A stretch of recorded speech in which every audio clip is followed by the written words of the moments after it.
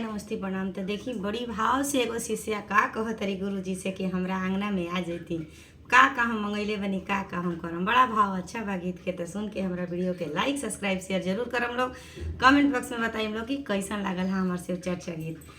गुरु जी के नेवाता बैठवले बानी आंगना बोलावले बानी हो। गुरु जी के